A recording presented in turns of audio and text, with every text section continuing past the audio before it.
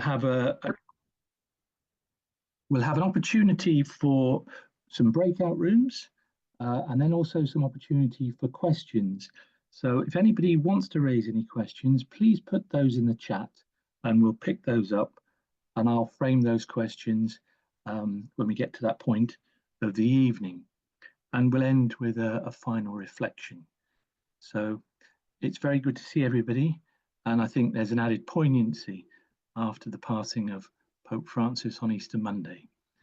So I'd like to pass across to Reverend Patrick Gerard. So thank you very much, David. Can I just check that people can hear me okay? Is that fine here, Patrick? Right, great, thank you. So I have to say I feel very honoured to be giving this opening reflection, especially because of the very recent death of Pope Francis.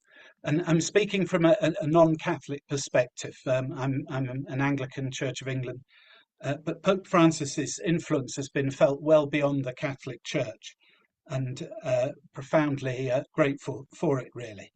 And I think, speaking for myself, I've especially appreciated his emphasis on walking together with the other churches, and his emphasis on ecumenism is closely linked to the synodality that he's done so much work on.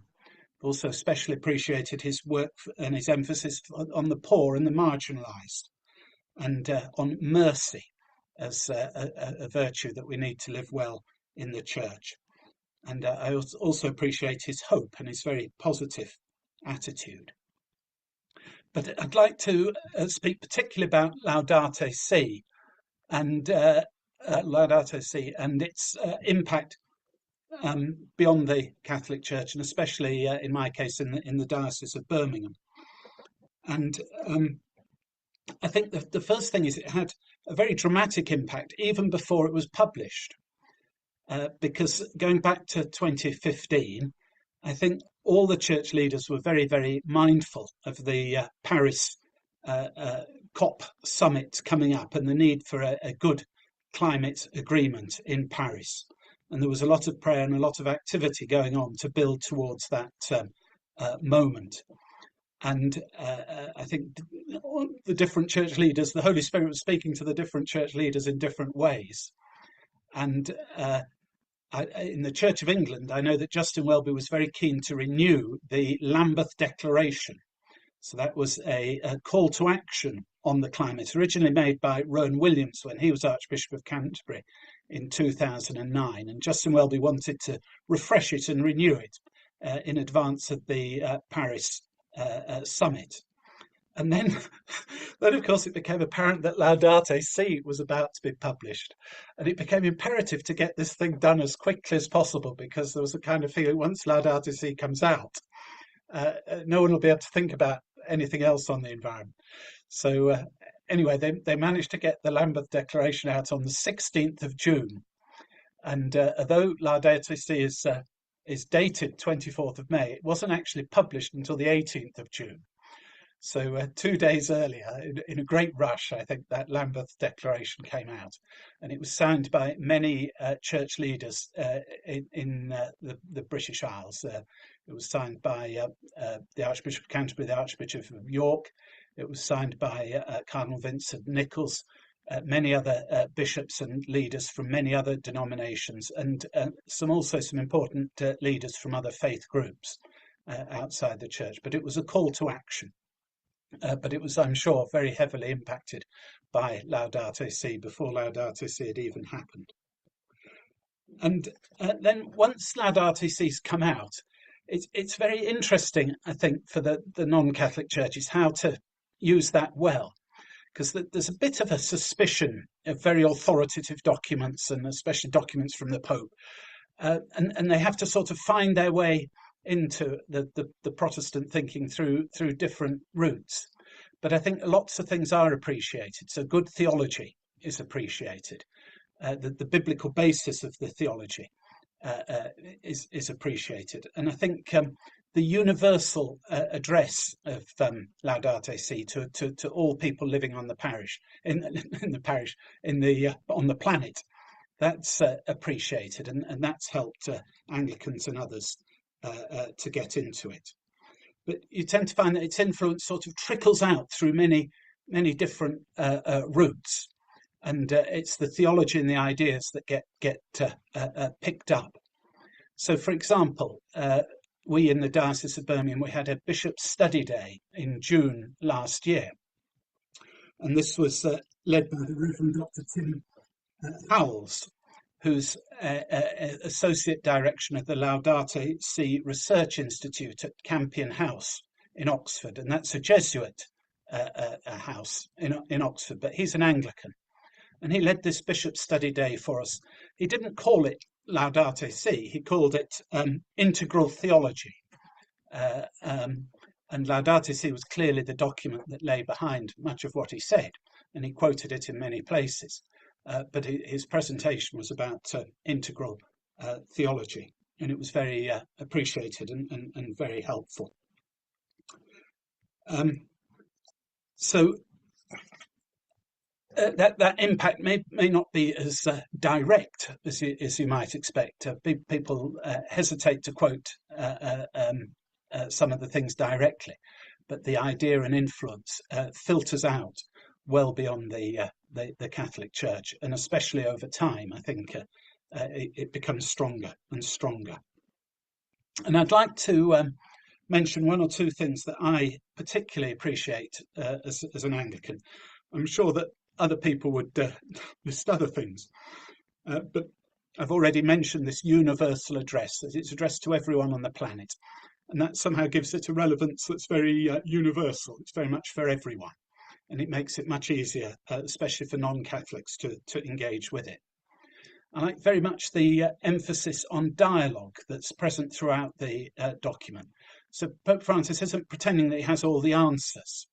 He's recognising the complexity of many of the issues. He's recognising that a dialogue is needed, and he's trying to set a framework and some good basis for that dialogue. And I think that's a very helpful approach, because again, it invites everyone to contribute, everyone to play their part. It recognises the role of politicians in driving things forward, and that's something I appreciate very much. I appreciate very much this casting of the planet Earth as our common home. I think that's a very helpful way of thinking about our sort of need for ecological care, because we're all stakeholders. We all have responsibilities towards the common home. We all hope to receive things, good things from the common home. And I think that's a very helpful way of sort of framing our thinking about environmental care, because it's something we have to do together for the common good. And then above all, I think the genius of the document is this integral theology, and how integrated everything to do with environmental care becomes to so many different aspects of our Christian faith, and most especially towards all our concern for justice and peace, our work in resolving poverty.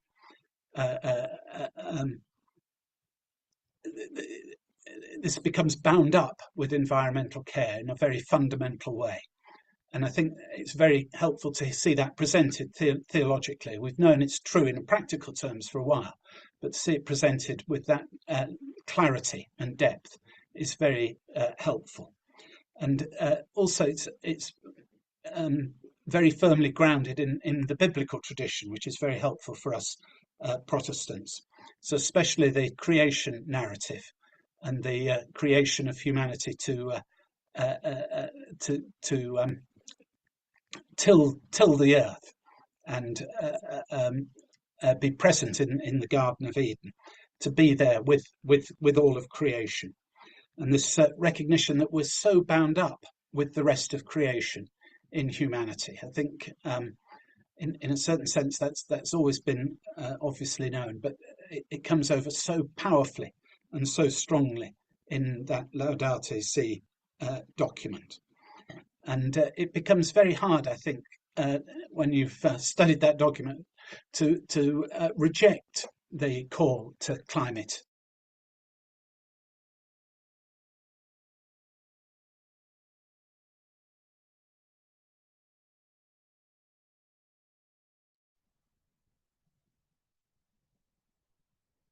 I think you've frozen, Patrick.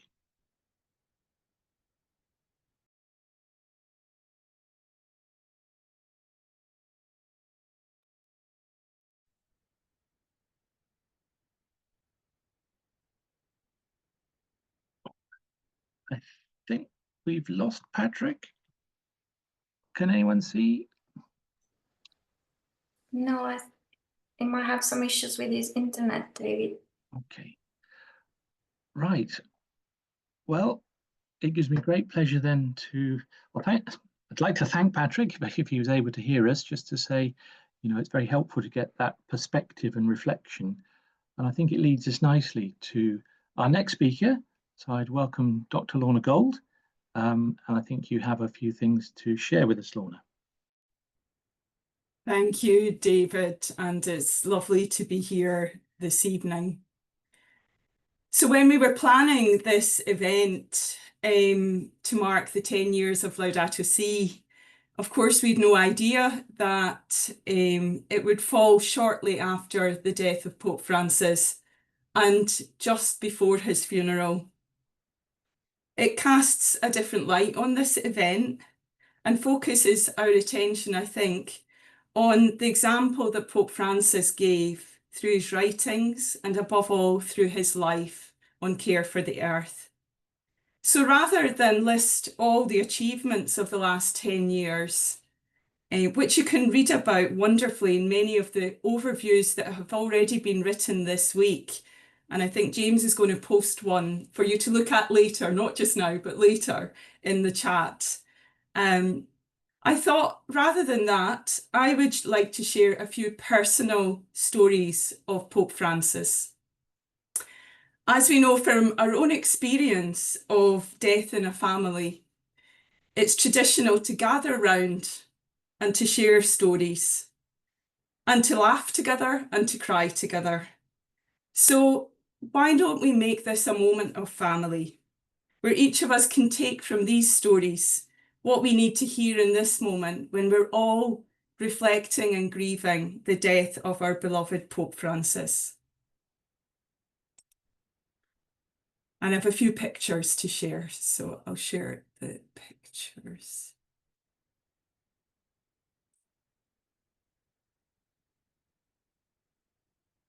I hope you can see those. Yep, you can see them.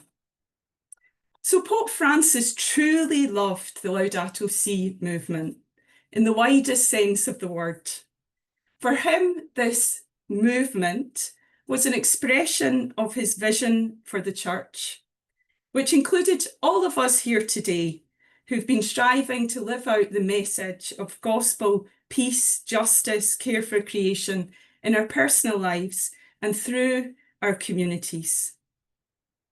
He followed the birth and the evolution of this movement right from the start, and we were blessed to meet and work with him on many occasions over the last decade.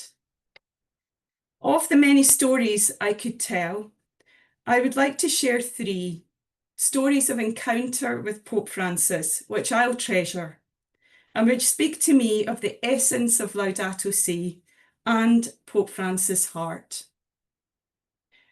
The first story goes back to 2020, when the COVID crisis was just about to break. We had gathered in Rome for our Laudato Si movement board meeting, our annual encounter. There was an atmosphere of great anxiety in the air and a sense of foreboding because of the pandemic. We had an appointment to meet Pope Francis fixed for the end of our meeting, and there was great anticipation. Despite the concerns of the pandemic, the Pope wished for it to go ahead. That encounter with Pope Francis was profound and intimate. As you can see, we sat round in a semicircle, and he invited each of us to speak and to tell a little about ourselves. We shared who we were and told them a bit about our ecological conversion journey.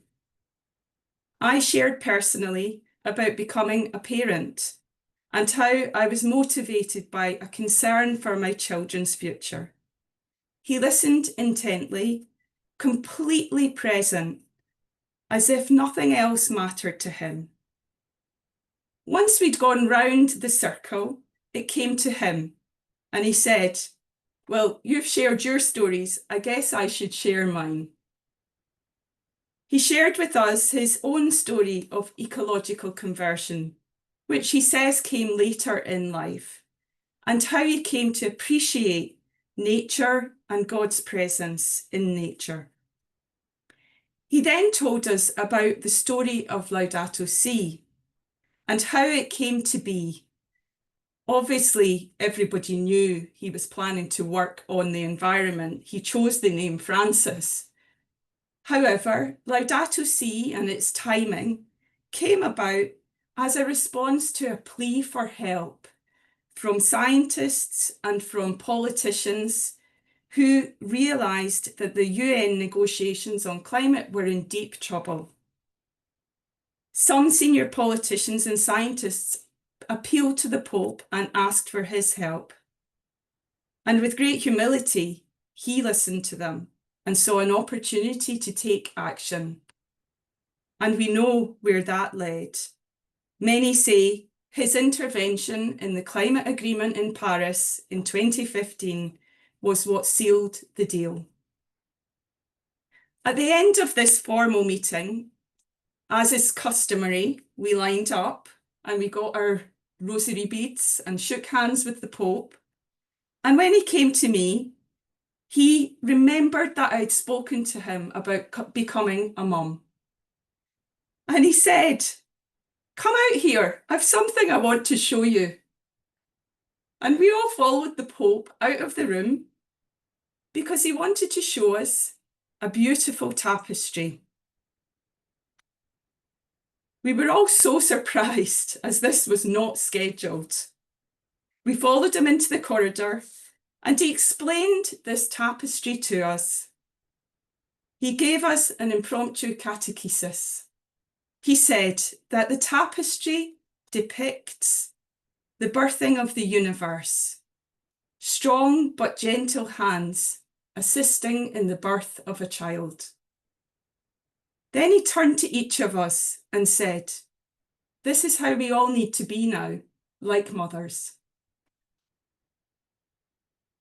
Each of us took what we needed to hear from that phrase. And I think for me initially, it was a kind of romantic idea of being a mother. And then as we've moved forward, we realised that he was actually speaking about our mission. The mission to give birth in the world to a new way of being, which is reflected in Laudato Si. It's a new way of being that for many is a contradiction. It means going against contemporary culture. It means taking a stand when things are not popular.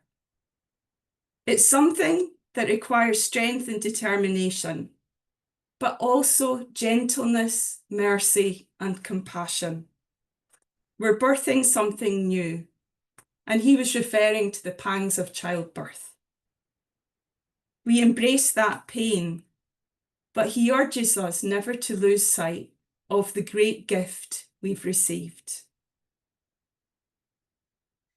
The second story I'd like to share relates to the making of the film The Letter, which I'm sure many of you have seen.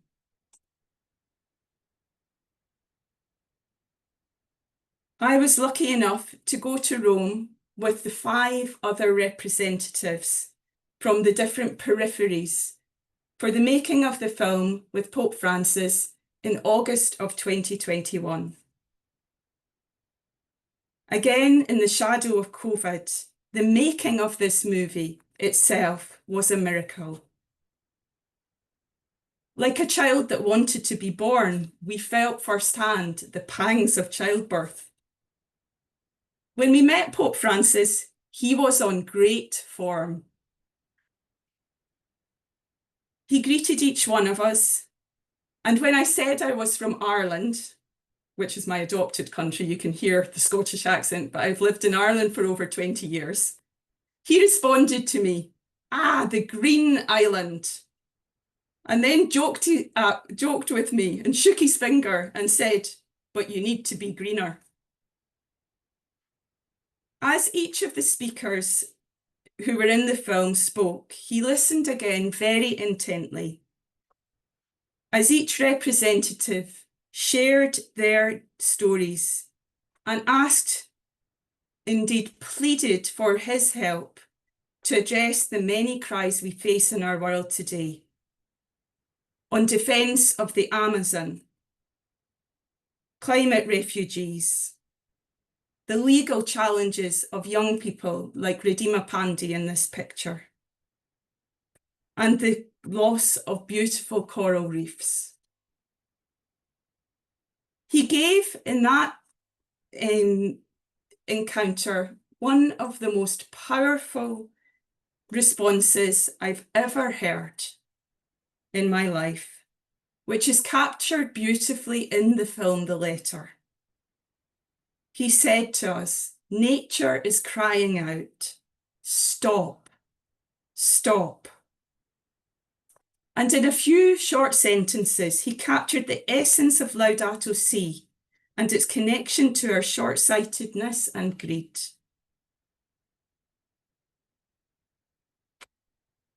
He paused and said, "I'm so sorry, I'm speaking Spanish. My heart is Spanish, so I'm speaking from the heart."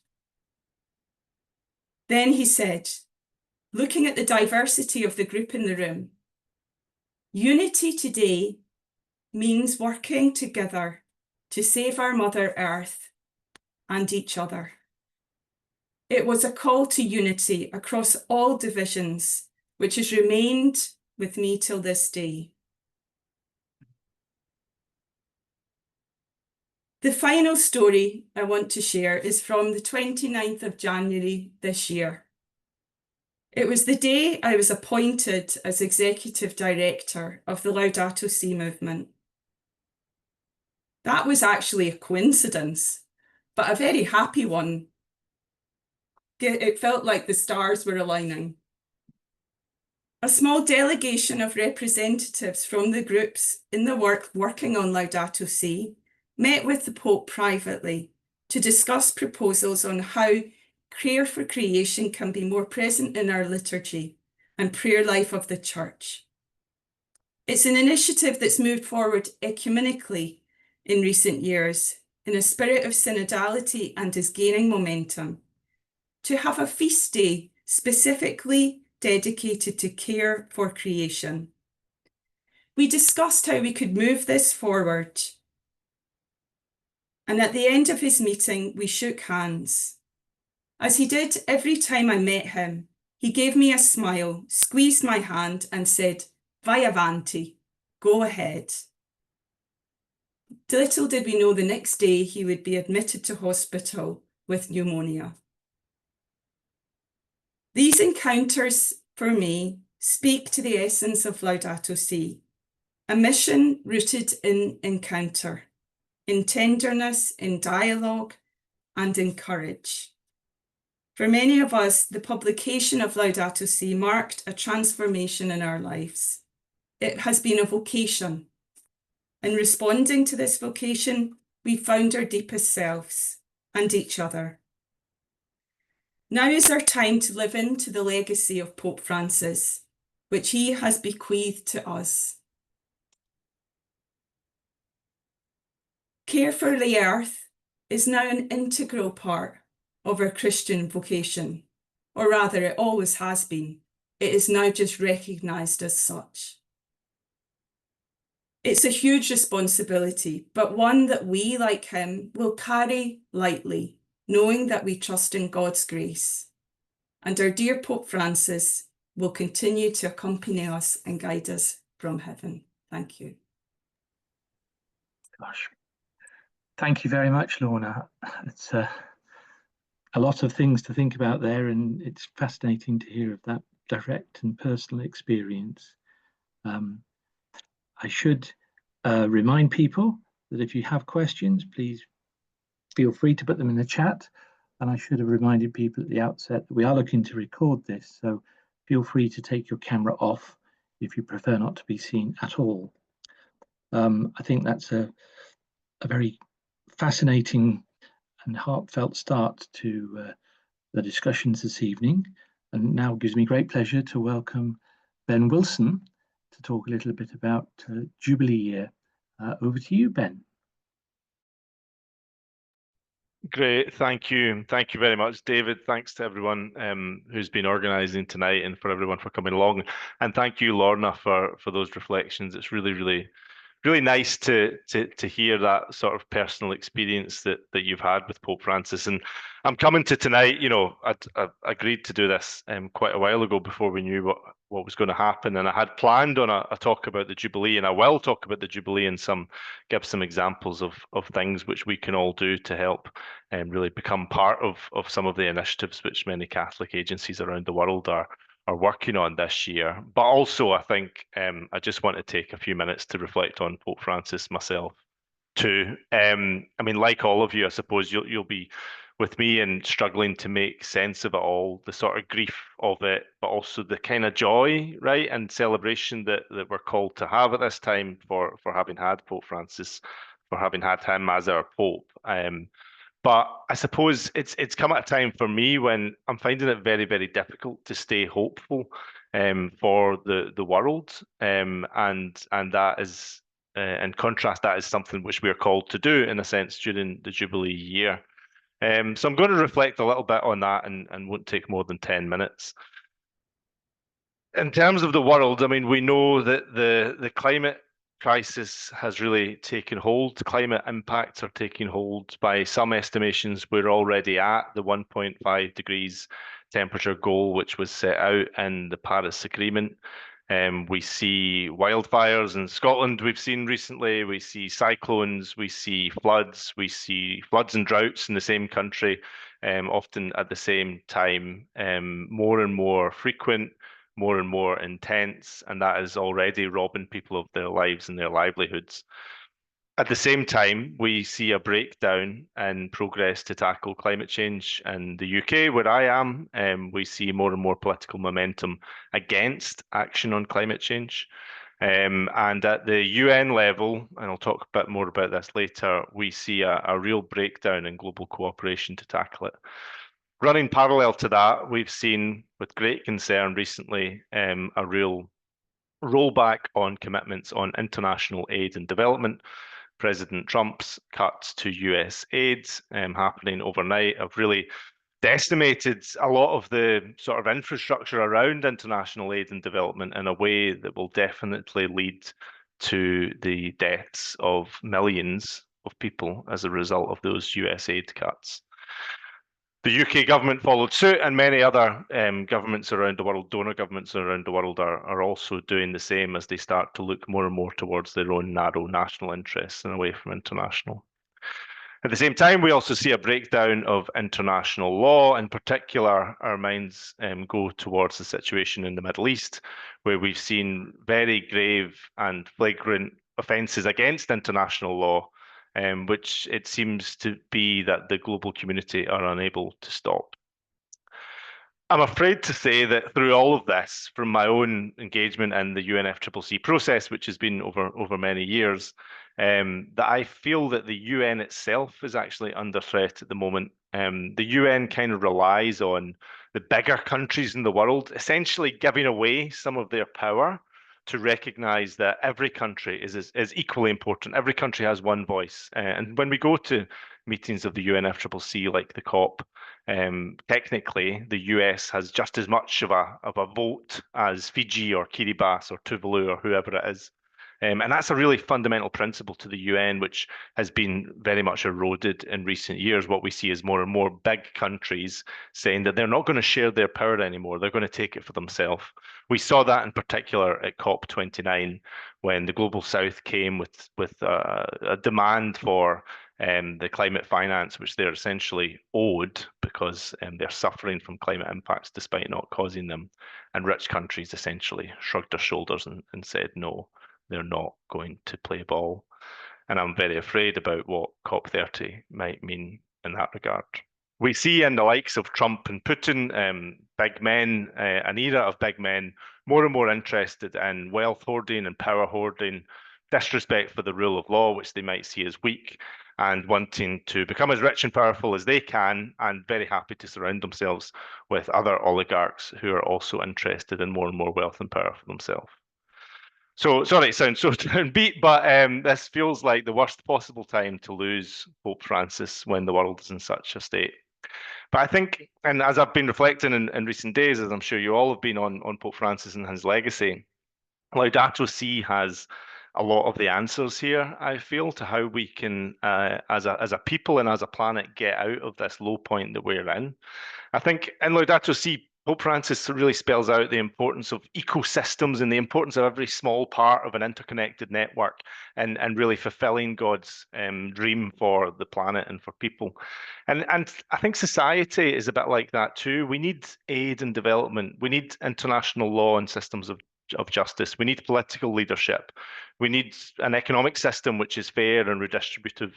We need democracy, especially a deep democracy, which is underpinned by encounter and real dialogue. And we need individuals' hearts and minds to be really bought into the transformation which we need to see as a planet. And all of these component parts can also be thought of like an ecosystem. They all need to kind of work together in a way to build a better world. At the moment, they're under threat, and a lot of them are really deeply out of balance. But hopefully this year, this Jubilee year, and perhaps losing Pope Francis can be a moment to try to get back towards balance. So as many of you will know, the Jubilee year, the concept of the Jubilee dates back to the Old Testament and to Jewish tradition. Every 50 years, it was a time when essentially you would reset things, that land would be returned to original families, enslaved people would be set free. It was a time to wrest the land from over farming. And it was a time when debts were forgiven, which essentially prevented the unfair accumulation of wealth and of poverty. Jubilees were, in a sense, a way that this system, which I've described, everything kind of getting out of whack at the moment and getting into a really bad place. The Jubilee was a moment for renewal, from which we would build a better world again. It was a natural cycle of ebb and flow, ebb and flow. And I guess I've been reflecting a little bit, and I'll come on to some of the ways that I hope that this Jubilee year can be a bounce back moment, let's say. But before I get onto that, I've been reflecting a bit recently on why we need a system like that of ebb and flow. Why is it that we as a human society and as a planet get to these situations where so much wealth is accumulated and so much poverty is still being experienced, where the planet can be suffering so much and where we need a Jubilee to reset it? Why is that? Why do we get into that position? And there are some who would say that we get there because of human nature, because human nature is essentially selfish, and that selfishness over 50 years, let's say, now 25 years when we have a Jubilee, that selfishness kind of accumulates and gets us into a really bad situation as a society. But I don't believe that, and I don't believe it because of my reading of Pope Francis over the years, because of reading Laudato Si and reading Fratelli Tutti, and many of his other books, including this one, which I don't know if everyone will have picked up, which I read during COVID. He wrote during COVID, and I just find so accessible and really beautiful. That idea that people are inherently selfish, I think, has actually been deeply overstated by philosophers. And it's not really my experience. I don't really experience day to day lots of very selfish people. In fact, more often than not, working for SCIAF as I do, I experience people giving more than they can afford to SCIAF, giving completely selflessly, giving their time selflessly, volunteering for SCIAF. I experience people who leave wills to SCIAF, leaving all they own to SCIAF after they die, not in a selfish way at all, but because it's for the common good.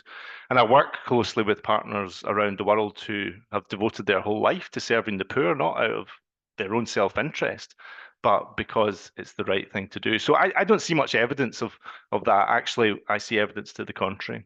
So I believe, in contrast, the reason that the world gets to this situation of being in a mess, frankly, as it is currently, is because there are some particular people. There is sin in the world. There is the sin of greed and selfishness, and gluttony, and a few sinful, greedy, gluttonous people, if they get enough power, can manage to twist the world in a way which creates all this excess wealth and the enduring poverty which so many millions of people suffer. And the way that Pope Francis, I think, really calls on us to respond to that is through our actions. And Pope Francis was so clear and was such a great voice to me, in a sense that he very much articulated so clearly how we pray through our actions. His way of articulating those ideas from Catholic social teaching and liberation theology, ideas which were really fostered in him over many, many decades in Latin America, was, I just think, so powerful and so articulate. When we act to serve the poor, when we raise our voices in the name of the poor, that is how we are living out the Gospels. And so tonight, I guess, and I'll just finish, but happy to answer any other questions. I'm going to ask everyone to do a couple of things if you can. I'll drop a couple of links in the chat.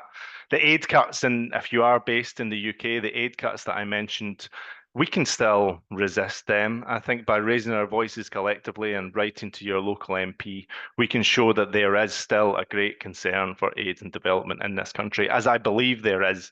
Unfortunately, the noisy minority against it have been listened to more and more in recent days. So I would ask you to go onto that link that I've just dropped in the chat and write to your MP very quickly and very easily, and show that you do care for our brothers and sisters across the world. And secondly, I would ask you to join, be it SCIAF or CAFOD or whichever Caritas agency is in the country that you're in, who are all coming together this year on this Cancel Debt, Choose Hope campaign. It's over 100, I think, Caritas agencies around the world are all taking part in this, calling for reform, real reform this time, which will continue the legacy of the Jubilee 2000 campaign, but cement a better future which will avoid the unfair accumulation of debts which we've seen at the global level in recent years. It's a travesty, really, that some of the poorest countries in the world actually pay more in debt repayments to rich and greedy wealthy people in the global north than they spend on their own health and education services for the poorest people in their countries. But by signing on this petition and raising your voices on this issue, then you can come together with people around the world, Laudato Si movement, Caritas, and many, many other Catholic and non-Catholic agencies around the world who are all raising their voices on this to finally reform the unjust debt system. I'll just come to a close, in a sense. As I said, very happy to answer any questions, but I think, yeah, maybe just reflecting on where we were and what Pope Francis means to me. I heard on the radio the other day, I think it was on the day that Pope Francis died, a journalist remarking that Pope Francis's death is the end of an era. And I shook my head and I thought, no, not at all. Actually, it's the end of a beginning, I hope, and Lorna's presentation and all the work of the Laudato Si movement and the work that I've been part of at SCIAF, the Caritas network, churches and individuals, lay people, priests and sisters and brothers all around the world. This fire of Laudato Si, which has been lit in all of us, will continue to burn, and I think can still renew the face of the earth. That the world is a better place for having had Pope Francis as our Pope, and I think the world can continue on that journey to be in a better place thanks to his leadership. So thank you very much for having me along, and very happy to be here. Thank you very much, Ben. I think very heartfelt words there and a lot of things to think about. And I think it's very helpful that you've shared some links that people can practically pick up and run with. So I'm sure there'll be a couple of questions in the chat as well. So we'll keep an eye out for those. Reminder people, if you want to put questions in the chat, please feel free. And I'd like to now welcome our next speaker, James Buchanan. I gave him an introduction at the beginning, so for those who didn't hear, James is involved with both Laudato Si and Focolare, so he's going to give us a bit of an overview about particular campaigns. So, James, welcome. Thank you, David, and thanks so much to everyone for being here this evening. It's great to see so many people joining the call. So yeah, as David said, I'm James Buchanan. I'm the Climate Finance Campaign Manager at Laudato Si movement. And in terms of the focus of my work, it focuses especially on fossil fuel divestment and also campaigning around banks financing of fossil fuel companies. I suppose briefly, just before I speak a little bit more about those areas, I guess for me personally, I never met Pope Francis in person. It's been amazing in the last few days. My social media has been full of photos of friends who've met Pope Francis, you know, shaking his hand. And it's, I think that in some respects shows the closeness of Pope Francis to the people, you know. I never, as I said, I never met Pope Francis so personally, but I did feel very much, I did see Pope Francis speak on a couple of occasions. I can remember on Pentecost about 12 years ago, being in Rome then. And there were tens of thousands of people, but it somehow felt as though Pope Francis was speaking directly to you at the same time. That was really my one of my experiences of Pope Francis, and he's really shaped and influenced my, I think, my work, my faith in a really considerable way. So I'm just going to share my screen and show some slides, and hopefully you'll be able to see this okay. All right, so I hope you can see what I'm sharing now. That's great. So okay, so I think in terms of Laudato Si movement, in relation to our advocacy work, I think probably one of the areas for which we're perhaps best known has been our campaigning around fossil fuel divestment. And since 2016, the year after Laudato Si movement started, there have been over 370 Catholic institutions around the world that have made commitments to divest or disinvest from fossil fuel companies. That's around 20% of the total of institutions of all different kinds around the world that have made divestment commitments are Catholic institutions. So I think, again, shows the influence, obviously it shows the leadership of the Catholic Church on some of these issues in relation to fossil fuel divestment, although there is a lot further to go. And also shows the influence of Laudato Si in helping to make that happen as well. And at Laudato Si movement, we've collaborated very closely with ecumenical and multi-faith partners on fossil fuel divestment as well. In the years after Laudato Si was published, Pope Francis, as Ben has said and as Lorna said, you know, spoke really strongly and passionately about the need to, for accelerated action to combat the climate crisis. And he was well aware of the particular responsibility of oil and gas companies, having been major contributors to the problem. And this is a quote from when Pope Francis met oil and a gas company executives in the Vatican back in 2018. He said, "Even more worrying is the continued search for new fossil fuel reserves, whereas the Paris Agreement clearly urged keeping more fossil fuels underground. Civilization requires energy, but energy use must not destroy civilization." So the call from Pope Francis was really clear back in as early as 2018.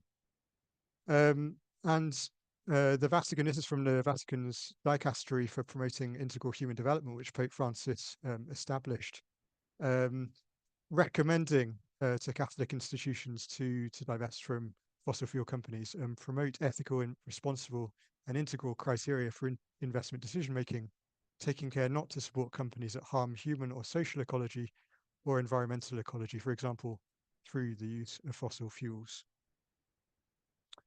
And at Laudato Si movement, we're really delighted to have the Bishops' Conference of Scotland's Care for Creation Office as a co-sponsor of this webinar. And the Catholic Bishops' Conference of Scotland, together with all of the Catholic dioceses in Scotland, announced their divestment from fossil fuel companies back in 2021, around the time of COP26, when the UN climate talks came to Glasgow. So it's wonderful that all of the Catholic dioceses in Scotland and the Bishops' Conference have divested from fossil fuel companies.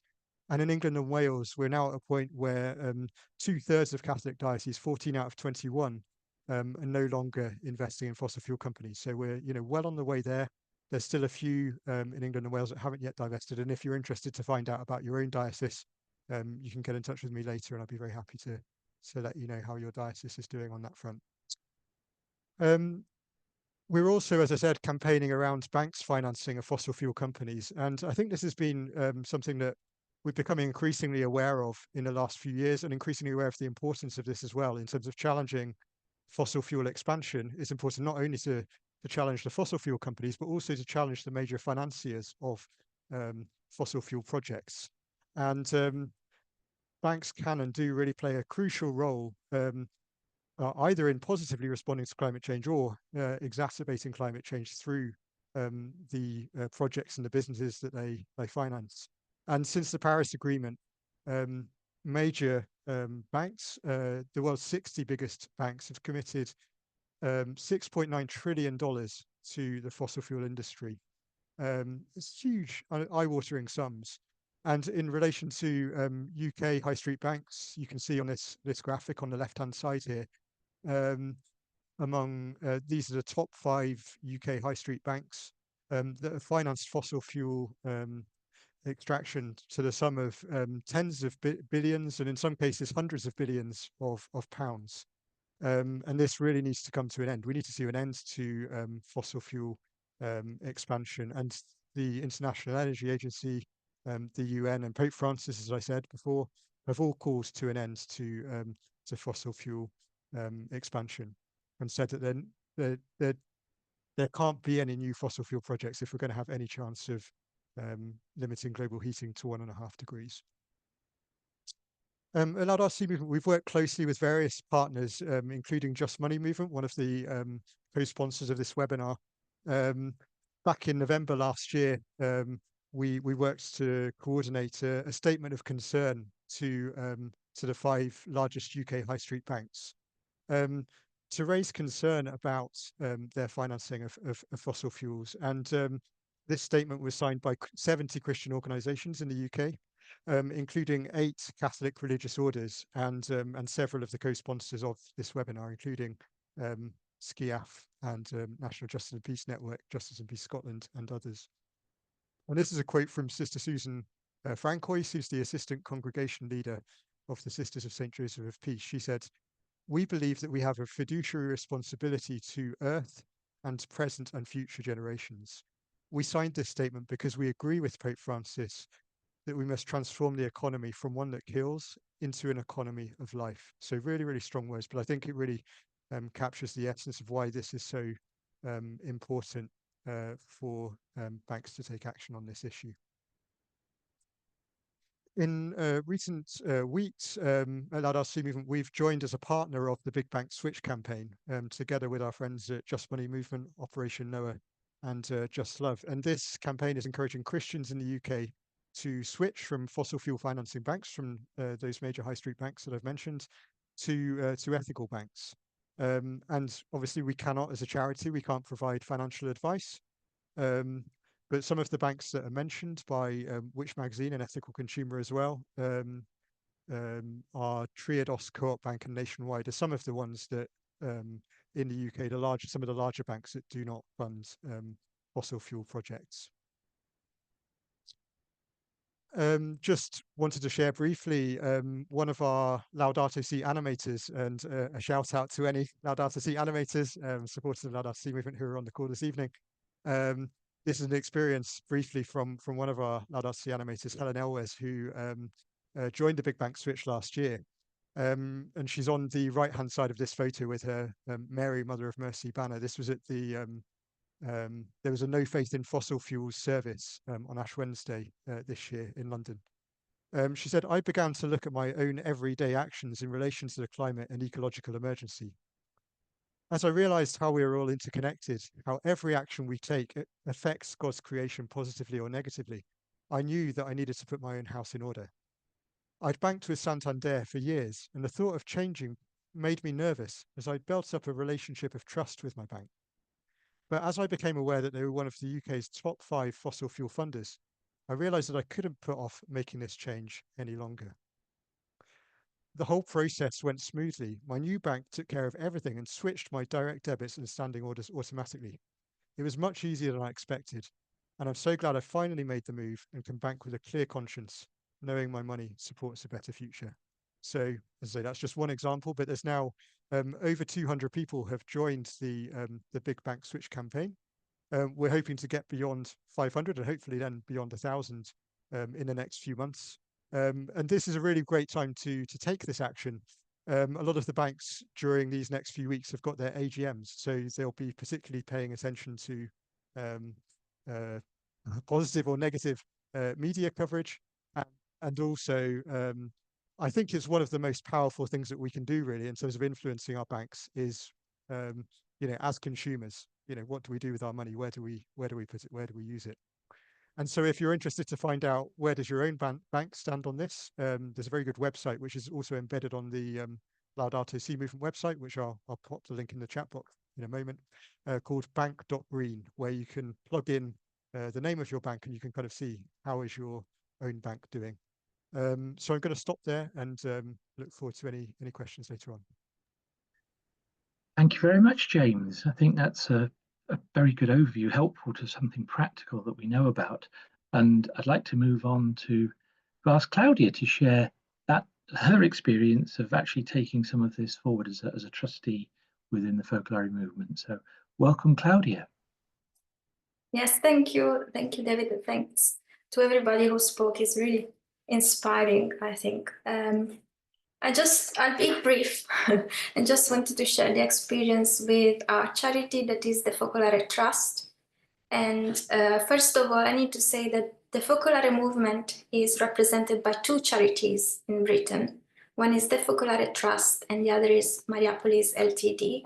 So I'm going to talk about the experience of Focolare Trust, but we travel very much together with the other charities. In fact, in the last few months, especially the trustees and the directors of the 2 charities have been seeking ways to collaborate more, and also in terms of the structure of the 2 charities. And so we're sharing this journey together. In terms of our banks, we started the conversation around ethical banking back in 2019.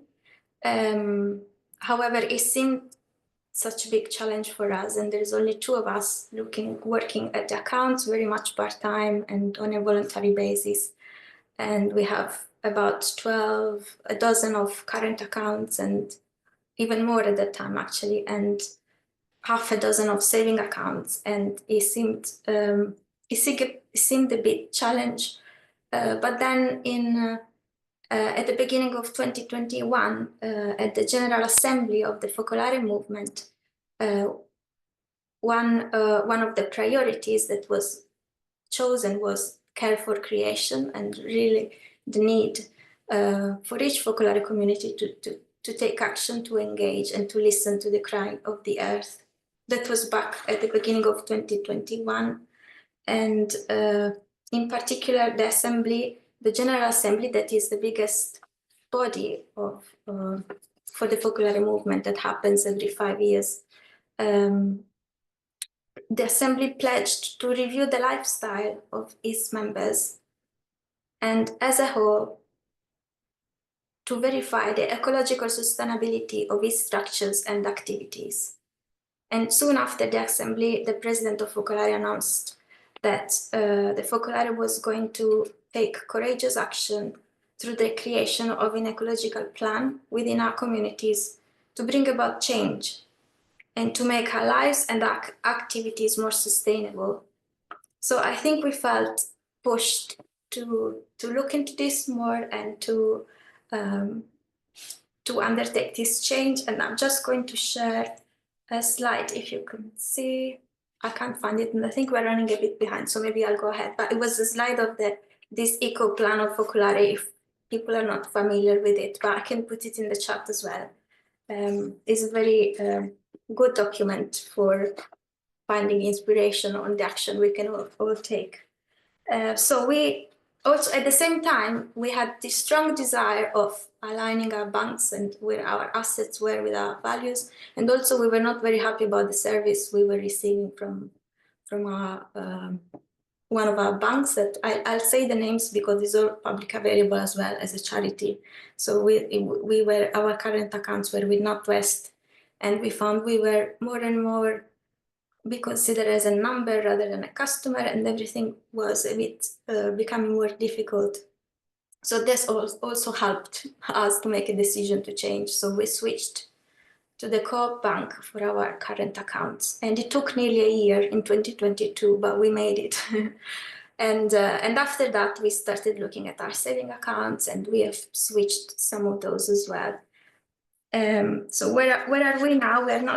We are far from perfect. We are still on the journey. We still have, for example, a big amount in Santander. However, in the last few months, we have been looking into this and to some alternatives. So last week, we made 2 applications for 2 other more ethical banks to move this money out. And we finally closed also a little account we still had with Barclays last month or in the last 2 months.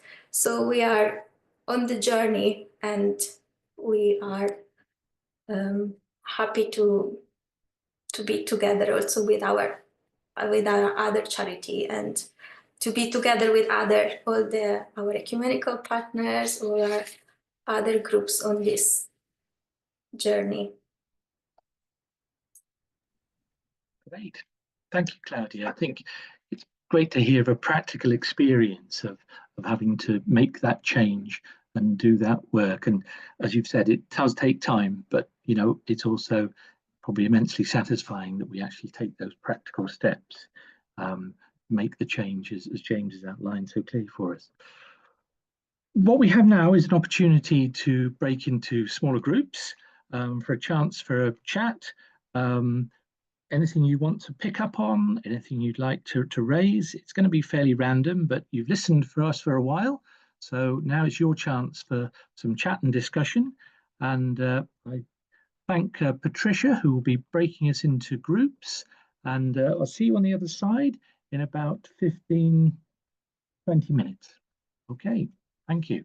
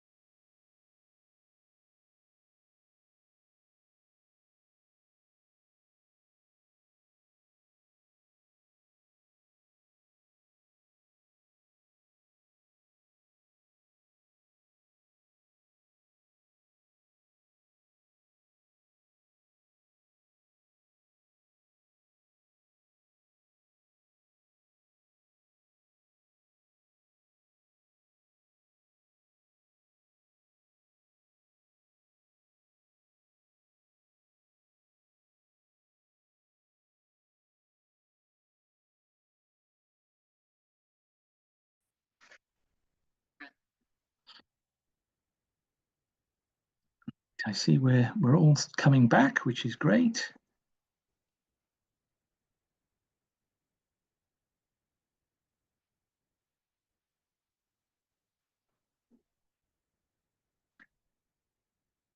Okay, can I say welcome back, everybody? I hope you had some good discussions in the breakout rooms and a chance to share things that were powerful for you, and perhaps some contacts and some new contacts, new friends, new ways of going forward. So we've picked up that there's a couple of questions that have been put into the chat. So I'd like to start with Lorna, if possible. We had a question sort of saying about what will happen with the Laudato Si movement going forward. That's a very good question. I mean, I think I'd respond by saying that it's over to us now. I think hopefully I would say we don't know who the next Pope is going to be, but the message of Laudato Si is integral now. It's embedded in Catholic social teaching. It's embedded within the broader ecumenical teachings through the Lambeth Declaration, through other.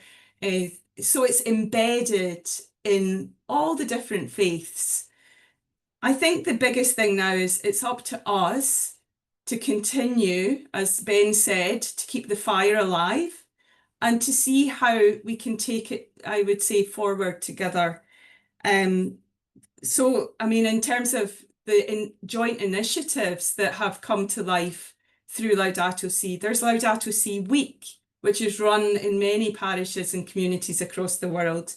There's the Season of Creation, which is an incredible ecumenical initiative for the month of September. There are the Laudato Si Animators course, which is free for everybody, 6-week online. Highly recommend it. It's enrolling at the moment. It's not just for people who consider themselves part of, let's say, the Laudato Si movement, but it's for everybody, and to bring that spirit into every community across the world. So there are some of the things. Also supporting movements and organizations. I'm going to be bold and say financially, because those who have different messages put their hands deep into their deep pockets. Unfortunately, there seem to be very deep pockets, and financially support. And I know that we support all the different Christian, Catholic, all the charities that support this message. But I think it's really important that we consider that as well, to provide that support to the movement. So that's would be my suggestions. Thank you very much, Lorna. And I think there's actually been quite a lot in the chat about people wanting to know more about the animators course. So that was very timely. And I think James has kindly shared a link. Slightly linked to that, it's also how we can perhaps bring this more into the liturgies in our churches, in our parishes, particularly when sometimes that's quite difficult, maybe if there's not always clerical support. So any quick thoughts on that? I think for me, the biggest thing there is to do things together. It's very hard, especially, let's say, as a lay person, to kind of walk into a parish and to try to challenge if there's different views. It's very hard to do it on your own. So I would say connecting in with whatever's the natural link for you, whether that is the Laudato Si movement and the network of animators, whether it's the Focolare group that has the wonderful Care for Creation group, whether it's the group in Scotland of the Bishops' Conference.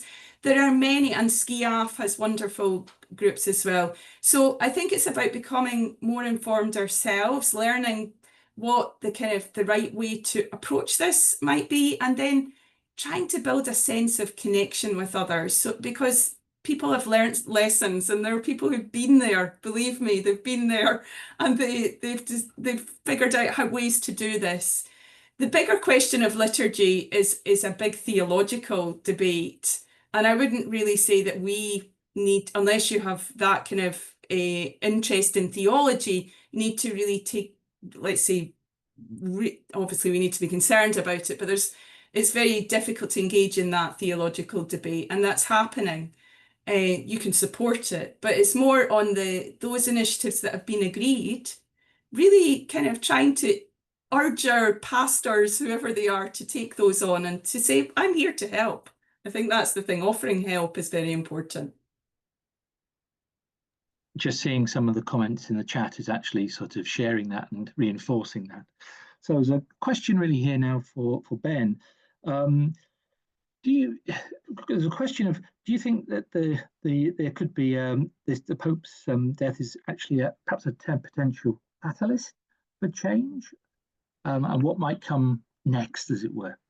Yeah, no, I certainly hope so. And actually, I felt the need for a real catalyst for change actually coming away from COP29 in Baku as well. It felt like a real low point in those UN negotiations. It was the worst conference of its kind since the collapse in Copenhagen in 2009. It didn't collapse in Baku, but it almost did. And so actually, I think that can be a catalyst to sort of reinvigorate action, and COP30 is so important, I think. The Jubilee is also a potential catalyst, and I think a moment, a chance to reinvigorate and re-embolden people's minds. And then now Pope Francis's death could also be, I think, a moment to bounce back. I mean, I think in terms of the question about the potential for the next Pope to carry on this legacy, I'm one of these people who's been, like many of you, I'm sure, reading up on the different senior cardinals who people might wonder might be elected as the next Pope. And actually, a number of the names coming up have had intimate connections with Laudato Si and the Vatican's presence at the COP. So Cardinal Turkson was in charge of the dicastery for integral human development for years, very much a champion of these issues. Cardinal Ambongo, his peer from the DRC, was a big figure at COP27 in Egypt, and spoke out passionately about the need for action on loss and damage and climate reparations. Cardinal Tagley, who many of you will be aware of, was the president of Caritas Internationalis for years and is known as the Asian Francis. And actually, Cardinal Parolin, who is the current Secretary of State, he basically attends the COP every year on behalf of Pope Francis, and is very well versed in these issues as well. Now, there's other names too, but I think that actually I do have a lot of hope that the next Pope, whoever it is, can continue on this legacy. But either way, look, I think that chance for it to be a bounce back moment, I think it makes me think. So sorry, forgive me, but James mentioned it before, how he'd never had the chance to meet Pope Francis. I didn't either, but I almost did. And the time that I almost met him was I was going to COP28 in Dubai, where Pope Francis was supposed to go as well. And I arrived off the plane in Dubai and checked my phone and saw the news that Pope Francis had to pull out because he was sick, and I was really gutted. I was a member of the Holy See delegation at that COP, and we were basically tasked, therefore, with the 2 weeks of bringing Pope Francis's message to that conference in Dubai about the need to phase out fossil fuels. And by the end of that, there was this historic agreement reached at COP28 to transition away from fossil fuels.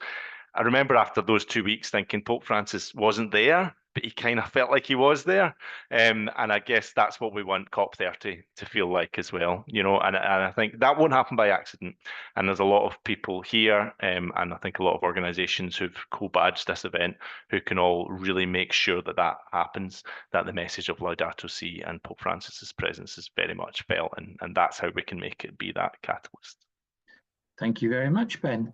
I'm conscious we are running a little out of time, and I would like to bring in my colleague Eileen for a closing reflection. A number of you have asked about sharing information. We will be looking to mail out to people. We will try and capture the key links and things that have been shared here. Tremendous amount of sharing, and there's just so much to absorb, isn't there? But I'd like to welcome Eileen to give a reflection now. As we know, Laudato Si is very much pointing towards the spirituality of St. Francis, and it seems fitting to close our meeting with a prayer that's entitled A Franciscan Blessing. So, James, can you share the PowerPoint?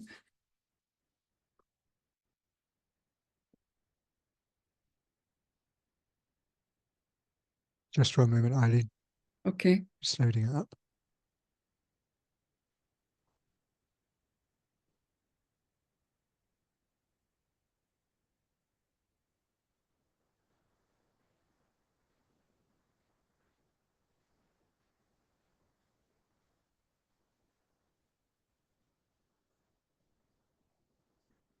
Okay, if we go on to the next slide. May God bless us with discomfort, easy answers, half-truths, and superficial relationships, so that we may live deep within our hearts. May God bless us with anger at injustice, oppression, and exploitation of people, so that we may work for justice, freedom, and peace.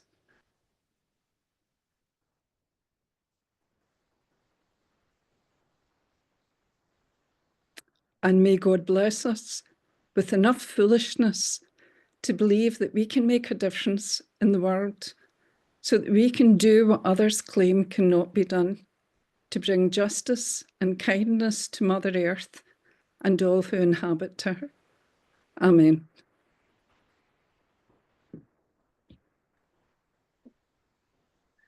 Thank you, Eileen. I think a very poignant way to end reflection. Can I say thank you to all our contributors, all our speakers. I think there's been a lot of very powerful sharing and inspiration, and I hope you've enjoyed this evening. And I'd like to thank all the partners who've been a part of this, because that's actually a real witness in itself of how many organisations have been willing to join together here. And I think it gives us hope in going forward. The Easter blessings to you all, and I hope that we'll see you again sometime. All the best. Thank you, David. Thank you, everyone. Good night. Thank you.